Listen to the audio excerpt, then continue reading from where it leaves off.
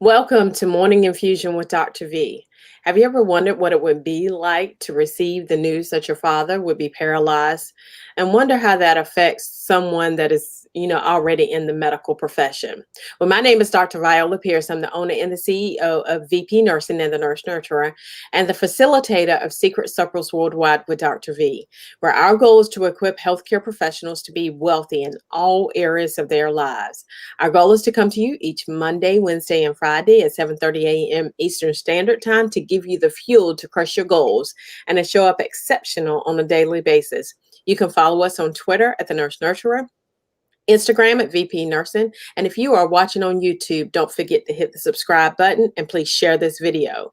We have a group called the Nurse Nurturer on Facebook as well that you can join to receive uplifting content for healthcare professionals. You can also visit us at our website at vpnursing.com.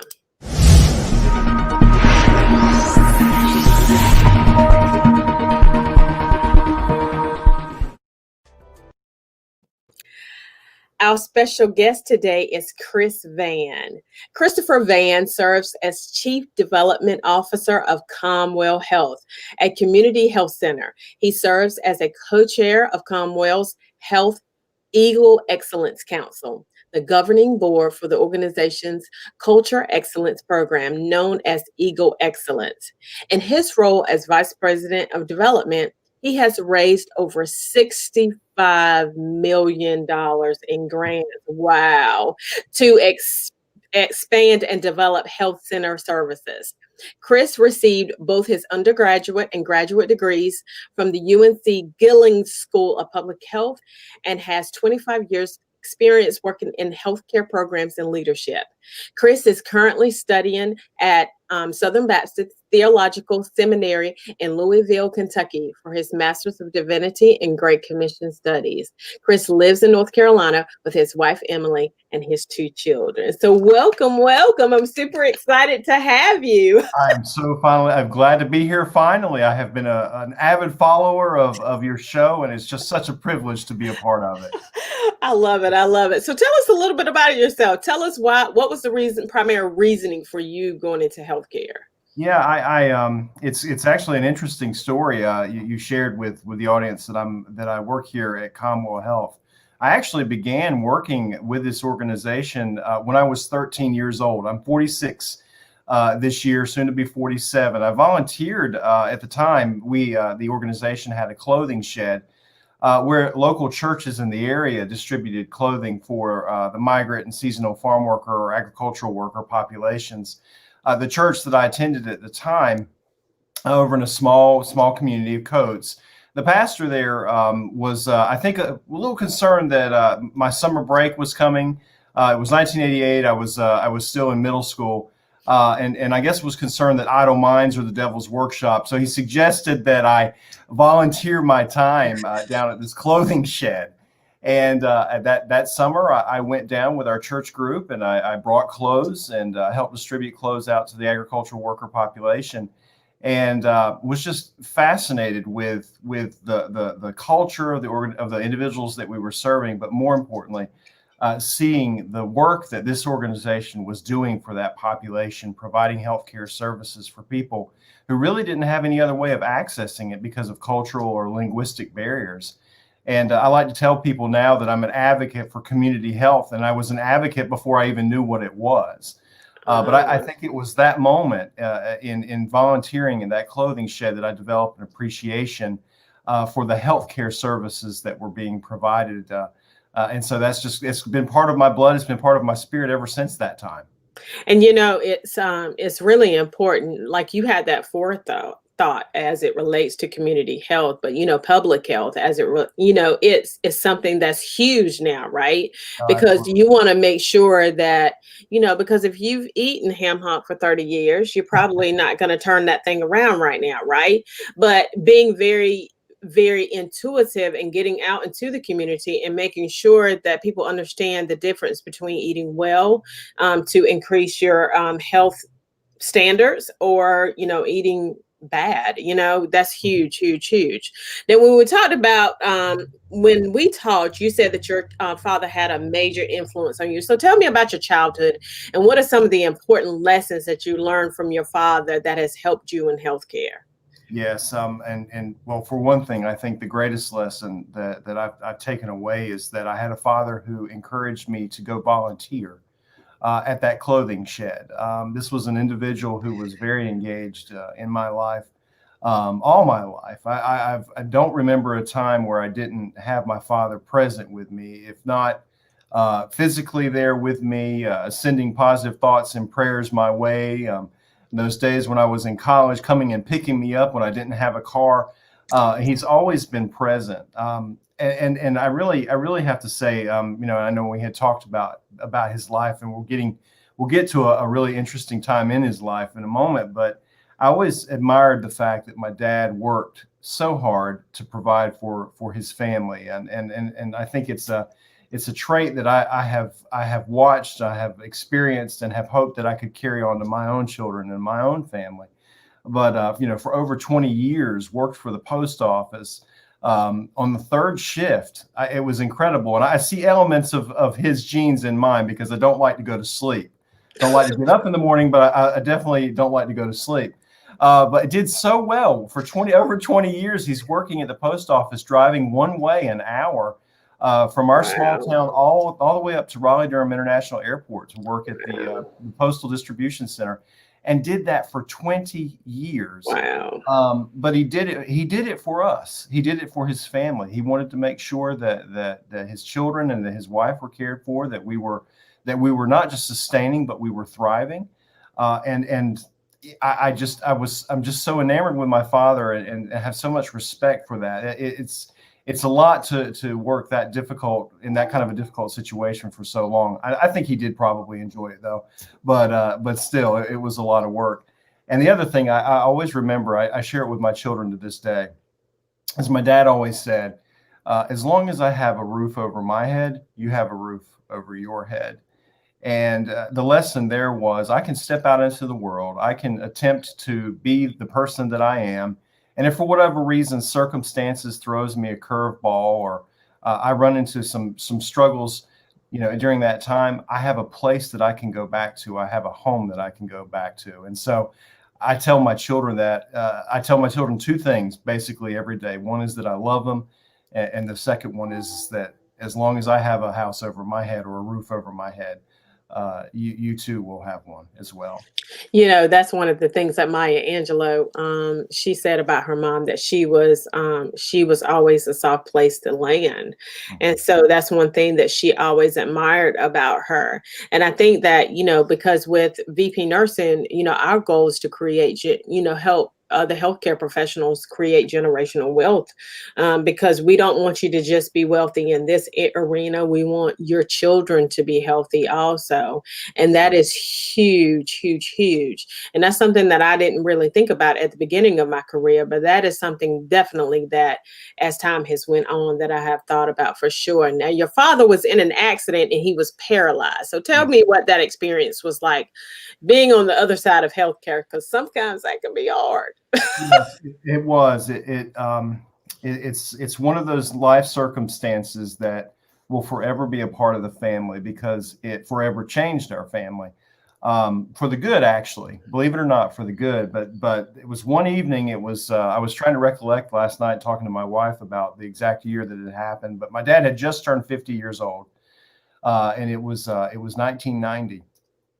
Spring of 1990, he, like every other night, left around 10 o'clock to go to work. And very interesting, I remember my mom telling him, it's going to be foggy tonight. Maybe you should consider taking the night off.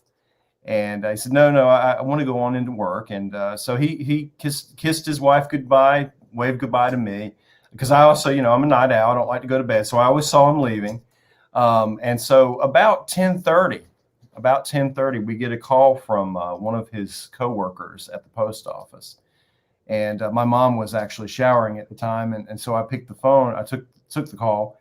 And the coworker said, your father has been in an accident. He's being taken to Wake Med. And those late night calls, you're just not prepared for them. Right. And I remember, all I remember asking was, "Is he okay? What happened?" And of course, his coworker had no answer to give. And so I went to get my mom, and that was the first real experience for me. There's a point in life, I think, where where we were the receivers of the care. We're the children, and then there's a point in life where you become the caregiver.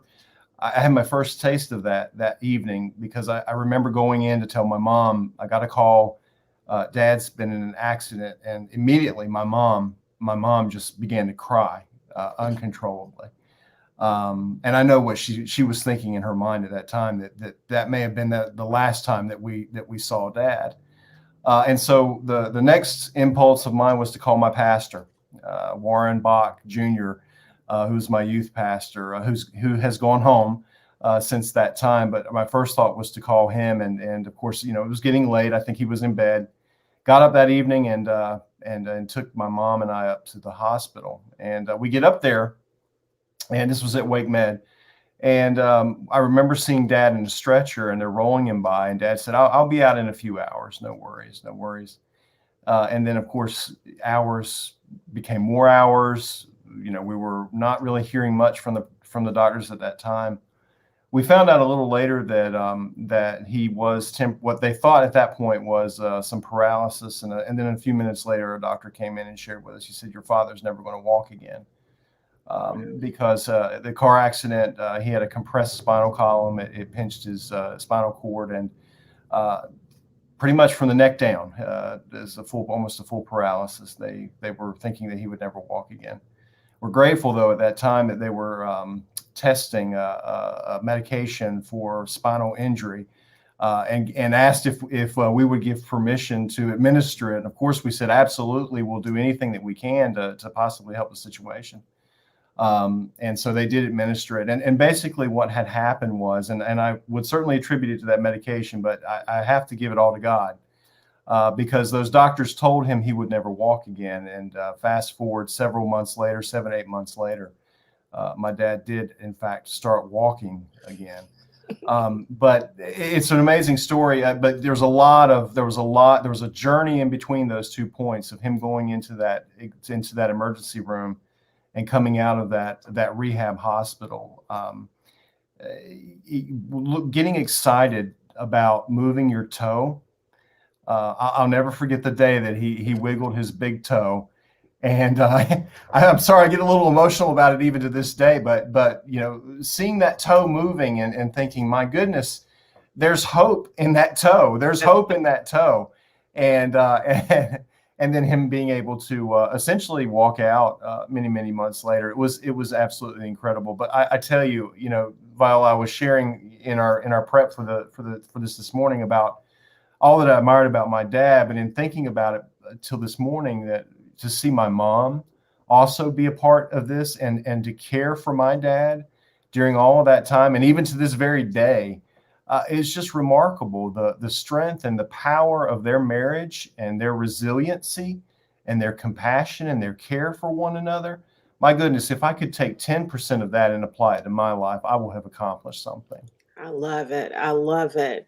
I think that sometimes people don't realize it is not what you could, because she didn't really say a whole lot, but it is in what she did. That's right. That literally turned the way that you looked at things very differently. So makes me emotional too. I love it. I love it. Now, what are the things that you admired about your dad and coming through that tough time in your life? And what are some of the major lessons that you learned? Yeah, I think resiliency is the big message that came from that. My dad was very positive during that time. I cannot emphasize the value of from observing all of this. Being in high school, I cannot emphasize the value of humor, the value of a smile, the value of kindness, the value of compassion that my dad demonstrated during that time. The recipient, had of all of this care, of all of this concern, he still maintained a positive attitude during that time. And I, to this day, will attest that it was that attitude that helped heal him, that helped bring him out of that hospital on his 2 feet and not in a wheelchair. And then resiliency. I shared my dad worked all those years. He worked so hard all those years. And then on top of this, gets this injury when you're the middle of, well, not necessarily the middle of your life, but your 50th, your 50th birthday is a time of, I guess it's a time of celebration. I'm about to hit it. I'm not so sure how I feel about that, but, a time of celebration, a time of reflection. And then in his 50th anniversary, or 50th birthday, excuse me, his 50th birthday, then he gets this accident and it totally transforms his life. But even through all that time, joking with the nurses, smiling with them, thanking them, making a point to thank his nurses and his doctors for taking care of him.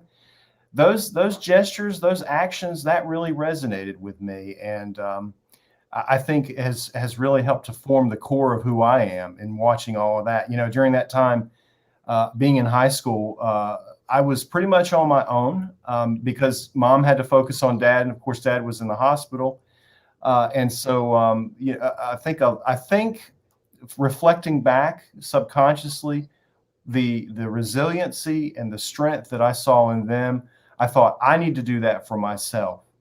And it was for me academically, it could have been a very trying time. I could have gone off the rails, so to speak, and just forgone my studies. But it was because of their model that they laid out for me that I had the opportunity to see that I maintained my studies during that time. And so my mom and my dad kept the family together even when they were having to address this very, very serious situation. One of the things that you said about your dad being positive, because I think that positivity is what is there. It serves as your faith builder, right? And so it aligns with your faith. And so when you're positive, you know that you're going to come out of this situation because you have God on your side. But not only that, it is, I like what you said at the beginning, that it was not something that, it was something that I believe that things don't happen to us, they happen for us. And that every single instance in our lives is coming for a reason, and we just have to live, because it is in those valley situations, in those mountaintop situations, that we have to trust God through it all, period, point blank in the story. That's and right. If we can trust God through those valley situations, all you have to know in the valley situations is that you're on the left side of a mountain. That's all you got to know. That's right. You can't really go up. It's just a matter of time. So, that is super huge. And I love that about your father. So can you name someone that has had a tremendous impact on you as a leader, and list at least 3 attributes that makes them so impactful? Wow. That's a great question. And I have to say, if before I answer it, I was my church, we're doing a Roman study this past summer, and I remember getting to the last chapter of Romans, and Paul was taking a moment to thank and to reflect on and recognize a number of individuals of the faith, and talked specifically about characteristics that they had, or the strength and the resiliency that they demonstrated in demonstrating their faith. And I love that chapter because it began to get me thinking about, if I were to write my own book of Romans, I don't think I could write nearly as eloquently as Paul did, but I certainly would like to try. But if I wrote my book of Romans, in that final chapter, who would I like to take a moment and to thank, or to ask for prayers and blessings on, because of the impact that they had on my life? And Viola, it's a long list. I'm going to tell you, there's not one person. There's not okay. one person. Yeah.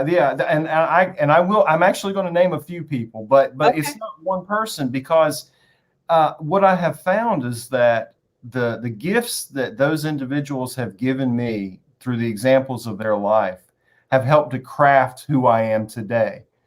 It's not one person, but it's a culmination of the gifts and the talents of all of these individuals that helped make me who I am, and that has helped to guide my my journey, my personal journey, my spiritual journey, my professional journey.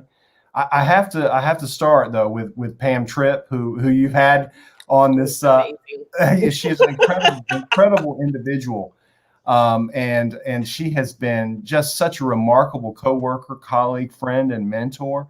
Someone who, to talk about what are the traits of that individual.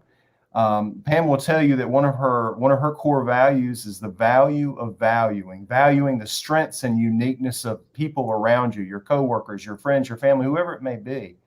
And I think that is just a remarkable a skill, or not a skill, but a belief to have as a leader, to acknowledge that your colleagues are your greatest asset, and that these are people I need to pour into to be successful. That's right. That's powerful. That's powerful. Absolutely powerful. So I'd have to say that Pam Tripp was one of them. I mentioned earlier Warren Bach, my pastor when I was growing up at church, to say to an individual, why don't you plan on volunteering this summer at this clothing shed? Only concerned about me not having much to do. But taking the time to say to this child, why don't you try this? It might be good for you, and look, it has guided my life for the last 30 years. And so you had an individual in Warren Bach who was willing to take a risk for somebody, who was an encourager. I think that's a skill that's critical for any good leader, is to be able to encourage individuals and lift them up. Mm-hmm. I think of another individual who was a CEO of an organization that took a chance with me and hired me into a position for a job for which I didn't have a lot of ability, and learned on the job. And it's really kind of funny. It was a sink or swim situation, and fortunately I swam. It was for grant writing. I learned how to write my first grant, not by sitting in a class, but actually by writing one. And apparently you're good at it. Well, it's worked okay so far. But that individual was willing to take a chance for somebody because of the attitude that individual had, a positive attitude, not necessarily the skill set, but was willing to invest because they saw in that person potential. And that's another skill set, is to look beyond the individual, their surface, but to see within them. I look at a person, I see what they're capable of doing, and I want to encourage them to utilize their strengths and their talents to their greatest ability. That person who invested in me, I won't share their name, but they're meaningful to me in that regard. But on another side too, they had personal challenges of their own, or some might say personal demons, that resulted in a very negative situation for a lot of people. But that too taught me that we have to be very aware of those things that can potentially harm us, or from a faith perspective, those weaknesses to commit sin. It's very important that we're aware of who we are, so that we first can maximize our strengths and our abilities, but also be cognizant of those things that could potentially harm us as well. And Viola, there's so many more. I feel terrible that I couldn't spend all morning listing everybody, but I know we're short on time. Yes. So during COVID, there has been many challenges in healthcare. How do you keep your staff motivated and moving forward?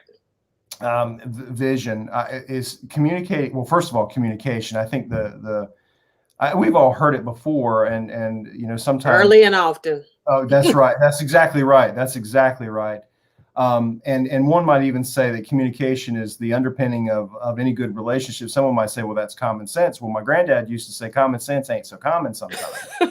And he's right. We can never over communicate. I just believe that in my heart, that it's essential that when we're going through a time like COVID, we're all struggling, right? It's not just at our job, but we have individuals who are struggling at home. Perhaps their spouse have been furloughed. Perhaps their children can't go to school, and how am I going to care for them? There's a lot that's going on. First of all, I think it's important to communicate because people are fearful. And when people are fearful, they start to craft their own stories. That's exactly right. And that's where Can't let rumors that happen.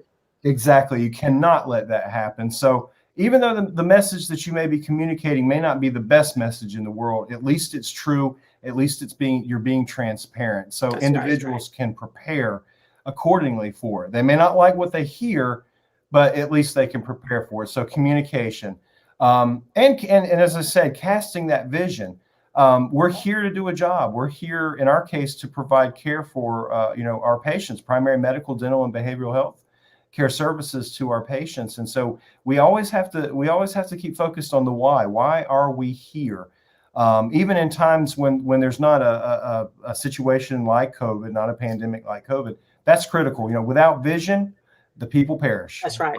That's right. So we have to keep our eyes on the prize during these times.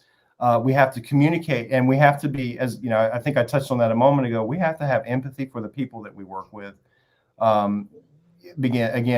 People say to be professional, you leave your personal life at the door. You can't do that. I don't believe that you can do that. We can be professional, but things impact us of the day. If I'm dealing with the loss of a loved one and I'm in work, it's going to be in here somewhere. Right. And I think the most successful leaders are the ones that can empathize, not sympathize, but truly empathize with their colleagues and work with them through whatever challenges and situations that they may be experiencing. And the important thing too is to understand that empathy goes across the board. I mean, I don't care whether it's staff to leaders to staff. That empathy needs to be demonstrated. I don't care where it goes. It's hard. I mean, it's not something like we don't have a playbook. It's sort of like being a parent, right? You don't have a playbook for this particular thing, and so we need to. It's a different time, and so we need to move in that. So, what is one characteristic that you believe every leader should possess? So I in typing my notes, I thought of a lot of different characteristics, but I came back to you have to have a love of people. You're not going to hear that, in my master's program and taking leadership classes. I never heard that one time. Not that I'm criticizing it. No, it was a fantastic educational experience. But what I have discovered through those leaders that I mentioned to you a moment ago, those people who had a profound impact on me, and my father and my mother, is that at the end of the day, you got to love people. John Maxwell said that the greatest thing about leadership is the people. That's right. The worst thing about leadership is the people. At the end of the day, the golden thread through our lives is people. That's right. And so, I wrote love of people. I wrote the golden rule, do unto others as you would have them do unto you. I've also heard the platinum rule, treat others the way they want to be treated.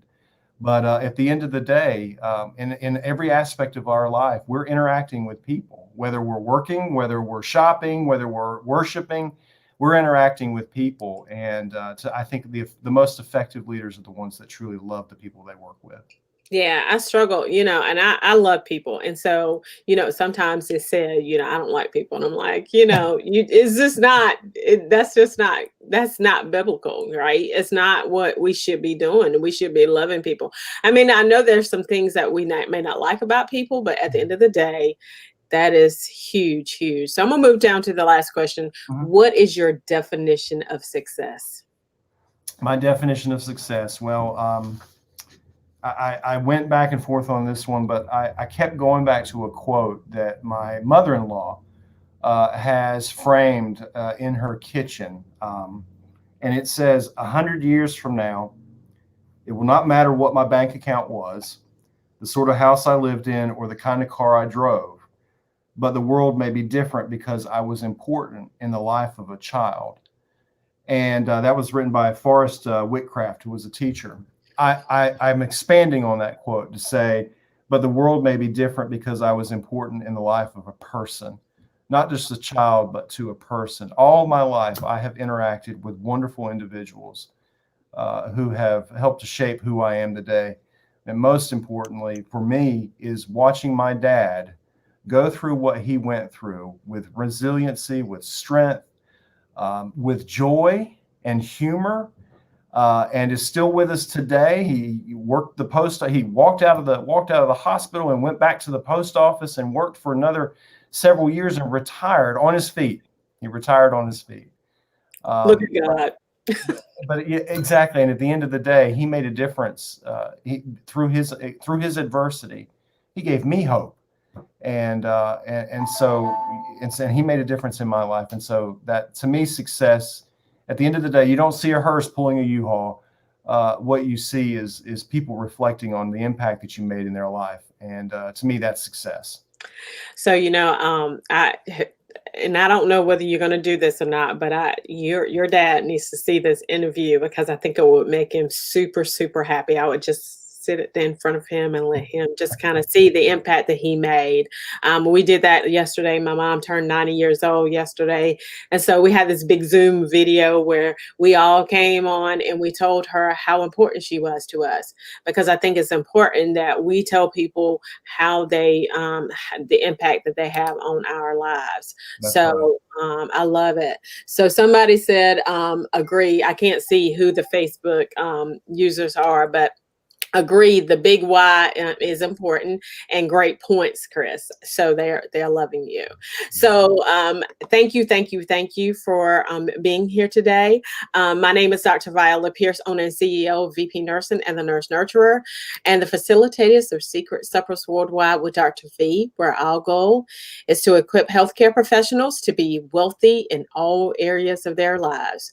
Our goal is to come to you each Monday, Wednesday, Friday at 7:30 a.m. Eastern Standard Time to give you the fuel to crush your goals, to show up exceptional on a daily basis. You can follow us on Twitter at The Nurse Nurturer, Instagram at VP Nursing. If you are watching on YouTube, don't forget to hit the subscribe button and please share this video. We also have a group on Facebook. It's called The Nurse Nurturer, where you can join to receive uplifting content for healthcare professionals. You can also visit our website at vpnursing.com. You guys have a great day.